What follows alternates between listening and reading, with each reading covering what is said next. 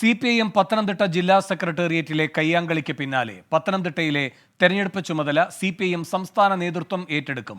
പ്രമുഖനായ സംസ്ഥാന നേതാവിന് പൂർണ്ണ സമയ ചുമതല നൽകും. ശ്രീകുമാരൻ പത്തനംതിട്ടയിൽ നിന്ന് കൂടുതൽ വിവരങ്ങളുമായി ചേരുന്നു. ശ്രീത്ത്, അവിടെ ഒരു കയ്യാങ്കളിയും ഉണ്ടായിട്ടില്ല എന്ന് ജില്ലാ നേതൃത്വം നിഷേധിക്കുമ്പോഴും ഗൗരവത്തോടെ സംസ്ഥാന നേതൃത്വം ഈ വിഷയത്തിൽ ഇടപെടുന്നു എന്നാണോ മനസ്സിലാക്കേണ്ടത്?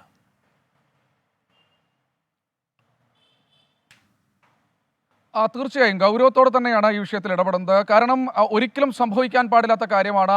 ഒരു കേഡർ പാർട്ടിയിൽ അല്ലെങ്കിൽ കമ്മ്യൂണിസ്റ്റ് പാർട്ടിയിൽ ഒരിക്കലും സംഭവിക്കാൻ പാടില്ലാത്ത കാര്യമാണ് മിനിഞ്ഞാന്ന് രാത്രി 10 മണിയോടുകൂടി പത്തനംതിട്ട ജില്ലാ കമ്മിറ്റി ഓഫീസിലുണ്ടായത് എന്ന കൃത്യമായ ബോധ്യം സംസ്ഥാന നേതൃത്വത്തിനുണ്ട്. അക്കാര്യം മന്ത്രി VN വാസവൻ സംസ്ഥാന സെക്രട്ടറിയെ അപ്പോൾ തന്നെ വിളിച്ച് വിവരം പറയുന്നൊരു സാഹചര്യമുണ്ടായി.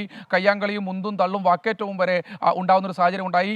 അപ്പോൾ ഏറ്റവും അവർ എടുത്തു പറയുന്നതിൽ മറ്റൊന്നാണ്, ഈ വാർത്ത 7-8 പേർ മാത്രമാണ് ആ കമ്മിറ്റിയിൽ ഉണ്ടായിരുന്നത്.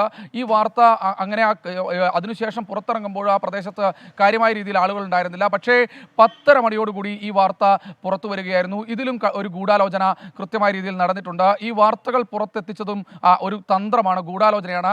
അത് തോമസ് ഐസക്കിനോടോ അല്ലെങ്കിൽ സംസ്ഥാന നേതൃത്വത്തോടോ ഉള്ള പ്രശ്നമല്ല, മറിച്ച് ഇത്തരത്തിൽ ജില്ലയിൽ തുടരുന്ന രൂക്ഷമായ നേതാക്കൾക്കിടയിലെ ചേരിതിരിവിൻ്റെ പ്രശ്നമാണ്. ഇത് പരിഹരിക്കണം. അത് ഈ തെരഞ്ഞെടുപ്പ് പ്രവർത്തനത്തെ ബാധിക്കാൻ ഒരു കാരണവശാലും അനുവദിക്കില്ല എന്നാണ് സംസ്ഥാന നേതൃത്വം പറയുന്നത്. എന്തായാലും ഇപ്പോൾ അച്ചടക്ക നടപടി എന്തായാലും ഒന്നും ഇപ്പോൾ ഇല്ല. കമ്മീഷനൊക്കെ ഈ പറയുന്നത് പോലെ ഇത് തെരഞ്ഞെടുപ്പ് കഴിഞ്ഞു മാത്രമേ ഉള്ളൂ. തെരഞ്ഞെടുപ്പ് ചുമതലകൾ അവർ നിർവഹിക്കട്ടെ. പക്ഷേ ഇതിനൊക്കെ ഒരു മേൽനോട്ടം മുകളിൽ നിന്നുണ്ടാകും. അതായത് സ്റ്റേറ്റ് സെൻറ്റർ ഇതിൻ്റെ മേൽനോട്ടം ഏറ്റെടുക്കുന്നു, സംസ്ഥാന നേതൃത്വം ഇതിൻ്റെ മേൽനോട്ടം ഏറ്റെടുക്കും. അതിനുവേണ്ടി ഒരു പ്രമുഖനായ നേതാവിനെ തന്നെ തെരഞ്ഞെടുപ്പ് ചുമതലകളിൽ കൃത്യമായ രീതിയിൽ മുൻപ് സാമർഥ്യം തെളിയിച്ചിട്ടുള്ള ഒരു നേതാവിനെ തന്നെ കൃത്യമായ രീതിയിൽ ഇങ്ങോട്ട് കൊണ്ടുവരാനുള്ള ഒരു നീക്കമാണ്. അത് വരും ദിവസങ്ങളിൽ ഏതാണ്ട് 2-3 ദിവസത്തിനുള്ളിൽ തന്നെ അത് സംഭവിക്കുമെന്നാണ് ഏറ്റവും ഒടുവിൽ മനസ്സിലാക്കുന്ന. പേരിൽ മാത്രമാണ് ചെറിയൊരു കൺഫ്യൂഷൻ, ആര് വേണമെന്ന പേരിൽ മാത്രമാണ് ഒരു കൺഫ്യൂഷൻ. എന്തായാലും ഒരു പ്രമുഖനായ നേതാവ് തന്നെയായിരിക്കും, അദ്ദേഹമായിരിക്കും ജില്ലയുടെ തെരഞ്ഞെടുപ്പ് പ്രവർത്തനങ്ങൾ ഏകോപിപ്പിക്കുക എന്നത് ഏതാണ്ട് ഉറപ്പായി കഴിഞ്ഞു.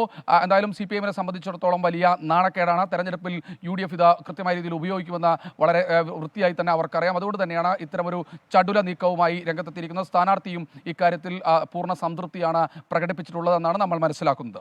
ശ്രീകുമാരനാണ് പത്തനംതിട്ടയിൽ നിന്നും വിവരങ്ങൾ നൽകിയത്.